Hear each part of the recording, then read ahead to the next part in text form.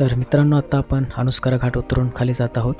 तर आत्ता 5:45 झालेत. आत्ता सध्या उन्हाळ्याचे दिवस असल्यामुळे दिवस मोठा असतो आणि त्याचा हा बेनिफिट पण होतो, कारण आपल्याला जास्त टाईम उजेड मिळतो.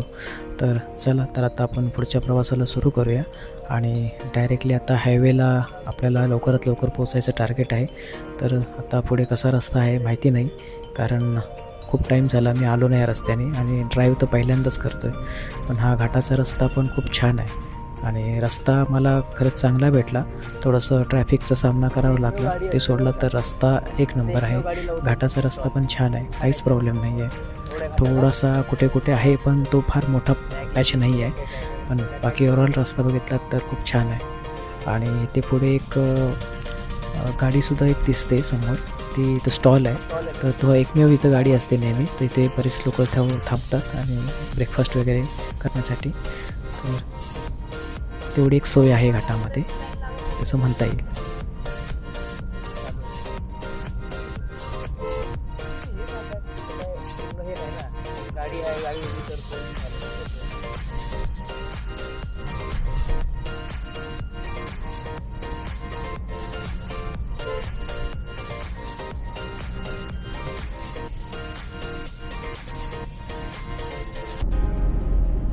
तर मित्रांनो, आता आम्ही खाली राजापूरला आलो आहे आणि बराचसा अंधार झाला आहे. अजून हायवे लागायला बराच टाईम आहे आणि मधला रस्ता पण थोडा कच्चा आहे. थोडासा माती खूप घाणेरडे पॅच येतात, तर गाडी थोडी पळवता पण येत नाही आणि वळणावळणाचे रस्ते आहेत, तर रस्ता लवकर हुरकत नाही आहे. आणि समोर वरती चांदणं पण चांगलं पडलं आहे आणि एकदम सीन पण खूप भारी दिसतं आहे. समोर माझ्यापुढे गाडी आहे MH04, तर ठाण्यात नाही दिसते. तर मुंबई गोवा हायवेचे बरेचसे काम रखडले, तर बरेच जण पुण्यामार्गेच खाली ते तळ कोकणातले येणारे लोक बरेचसे प्रेफर करतात.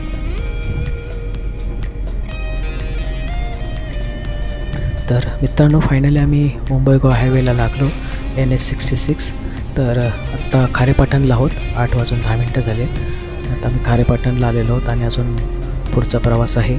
तर वेंगुर्लेला लवकरात लवकर जायचं टार्गेट आहे, कारण आमचे मिसेसचे रिलेटिव्स तिथे आहेत आणि त्यांच्याकडेच आम्हाला जायचं आहे. तर ते देखील लोक आम्हाला फॉलोअप घेतात आणि तर त्यांचंसुद्धा फॉलोअप चालू आहे की लवकरात लवकर आमचंसुद्धा टार्गेट आहे पोचायचं.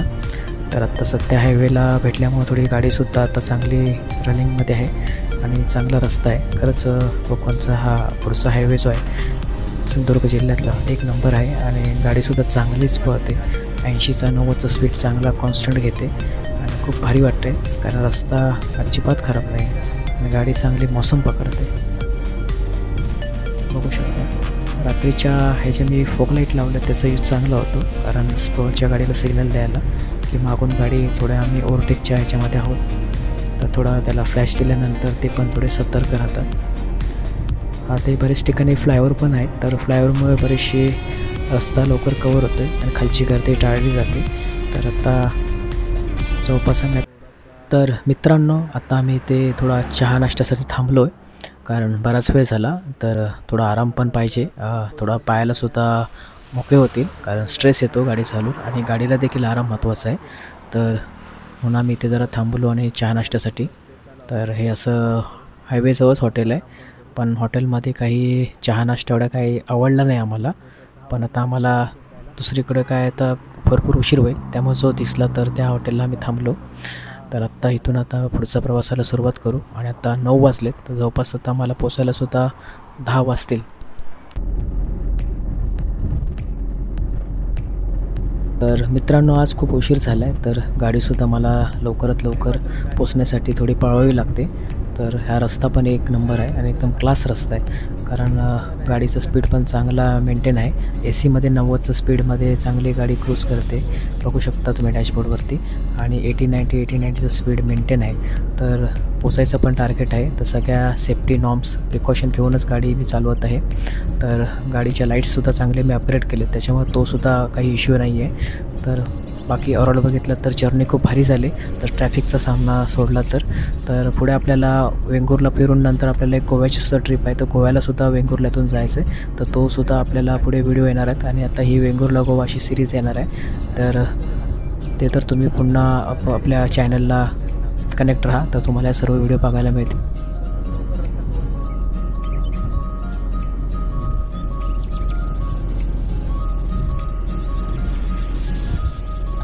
स्टार्ट टू एंड जर असाच हायवे असता तर खूप भारी वाटलं असतं, कारण अंतर लवकर कव्हर होतो. पण कोकण म्हटल्यानंतर पुण्यातून येताना घाटमाथ्यातूनच यावं लागतं, त्याला काही पर्याय नाही आहे. जरा वळणावळणाचा रस्ता असल्यामुळे लवकर हुरकत नाही आहे, त्याच्यामुळे थोडा उशीर होतो. आणि असा हायवेज जर असेल तर लवकर कव्हर होतो की आपल्याला, कारण स्पीड एक मेंटेन राहते. तर आत्ता रस्ता चांगला असल्यामुळे फ्लायओव्हर वगैरे लागले तरी गाडीचं स्पीड चांगला मेंटेन राहतो आहे आणि पिकअप चांगली घेते गाडी. तर मला पण खूप छान वाटते, भारी वाटते गाडीमध्येच बसून ड्राईव्ह करायला खरंच. आणि टाटा नॅनोकडनं अपेक्षा नव्हती की एवढ्या अशा संमिश्र रोड आहेत, म्हणजे याच्यामध्ये तुम्हाला सिंगल लेन, घाट रस्ता, हायवेज सगळ्या प्रकारचे रस्ते मिळालेत. तर त्याच्यामध्ये खूप छान पद्धतीने गाडीने परफॉर्म दिलेला आहे खरंच. खूप भारी गाडी आहे. आणि पर्सनली म्हणजे मी लाँग ड्राईव्ह केला आहे आज पहिल्यांदा, कारण जबरदस्त वाटतं ह्या रस्त्याने यायला, कारण ह्याच्या आधी गाडी घेऊन नव्हतं आलो आहे. तर जबरदस्त बघितलं की छान पद्धतीने क्रूज करते गाडी आणि मस्त मेंटेन आहे स्पीड. अजून काय पाहिजे, कारण ह्या गाडीकडनं अपेक्षा जी होती त्याच्यापेक्षा कितीतरी पटीने जास्त अपेक्षा पूर्ण केल्यात ह्या गाडीने. आणि गाडीचं जर विचाराल तर तुम्ही कुठेही घेऊन जाऊ शकता. हां, थोडाशा बाकीच्या गाड्यांपेक्षा थोडी स्लो आहे, पण त्याच्याने काय एवढा मेजर इश्यू नाही आहे, कारण CC कमी असल्यामुळे ते थोडासा टॉर्कचा इश्यू असतो. पण बाकी जर बघितलं तर गाडी कुठेही नेऊ शकता आणि नियोजित वेळेमध्येच जाऊ शकता, त्याबद्दल काही नाही आहे की खूपच उशीर होईल वगैरे. तर मी तरी बघितलं, माझा एक्सपिरियन्स आहे मागच्या 2.5 वर्षाचा, तर गाडीने कुठल्या पद्धतीने कधीच प्रॉब्लेम नाही दिला. ठराविक वेळेतच जे काही मॅपवर दाखवतो त्या वेळेतच मी पोचलो आहे. आणि ॲव्हरेज पिकअप वगैरे जे आहे ते चांगलंच देते गाडी.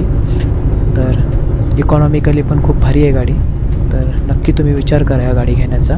आणि मी सुद्धा ही गाडी घेऊन खूप हॅपी आहे, खरंच मी खूप हॅपी आहे. आणि माझ्याकडे आहे गाडी म्हणून नाही सांगत आहे, कारण मला ही गाडी खूप आवडत होती, म्हणूनच मी ही गाडी घेण्याचा निर्णय घेतलेला. तर मला ह्या गाडीने आज म्हणू शकता की पूर्ण सॅटिस्फाईड केलेलं आहे. आणि पैसा वसूल गाडी आहे आणि माझे खरंच पैसे वसूल झालेले आहेत.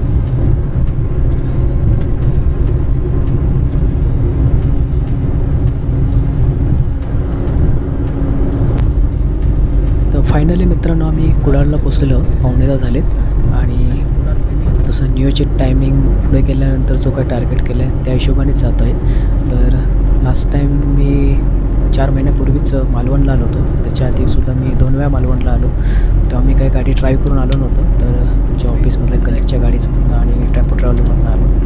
तर पहिल्यांदा मी ह्या रस्त्यांवरती गाडी स्वतः कार ड्राईव्ह करून येतो आहे, तर तो एक अनुभव वेगळाच होता माझ्यासाठी.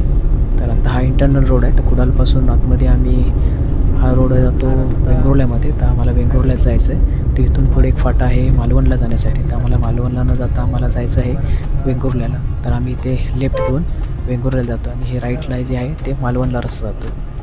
तर आत्ता आपल्या पुढे जे जायचं आहे वेंगुर्ला मार्केटला, आणि तिथून आम्हाला आमचे रिलेटिव्स आहेत ते आम्हाला पिकअप करणार आहेत. तर तो काय रस्ता आम्हाला माहिती नाही पुढून, आणि पुढे नेटवर्कचा पण इश्यू आहे.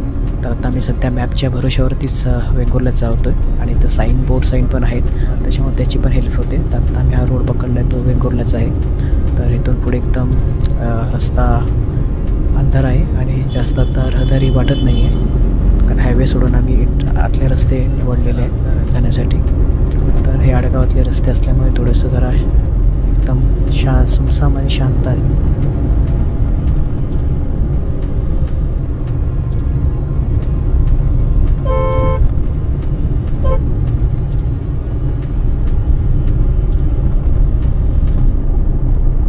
तर मित्रांनो, फायनली आम्ही वेंगुर्ला मार्केटमध्ये पोचलो आहे. हे वेंगुर्ला आहे आणि हे जे माझ्या डाव्या साईडला आहे ते मारुतीचं मंदिर आहे. आणि पुढे आमचे रिलेटिव्स इथे सातेरी देवीचं मंदिर आहे, तिथे आम्हाला यायला सांगितलं आहे, कारण तिथे आम्हाला ते पिकअप करणार आहेत. आणि पुढे काही नेटवर्क पण नाही आहे, आणि त्यामुळे आम्हाला इकडचा रस्ता देखील पुढचा काही माहिती नाही आहे. तर पाल नावाचं गाव आहे, तिथे आम्हाला जायचं आहे. तर आता 10:30 वाजले, आता आम्हाला त्यांच्याकडे जायला 11 वाजले. आणि इथून पुढे जो आता आपली वेंगुर्ला आणि गोव्याची सिरीज येणार आहे, तर तुम्ही हा आपल्या यूट्यूब चॅनलला कनेक्ट राहा. या पुढचे व्हिडिओ तुम्हाला बघायला मिळतील वेंगुर्ला गावातले आणि गोव्याकडचं एक. तर रिटर्नची पण जर्नी असणार आहे. तर आपल्या चॅनलला नक्की लाईक करा आणि आपल्या चॅनलला जास्तीत जास्त लोकांना शेअर करा आणि सबस्क्राईब करा. तर हा व्हिडिओ आवडला तर नक्की लाईक करा. तर पुन्हा भेटू पुढच्या व्हिडिओमध्ये. तर गुड नाईट मित्रांनो, शुभरात्री.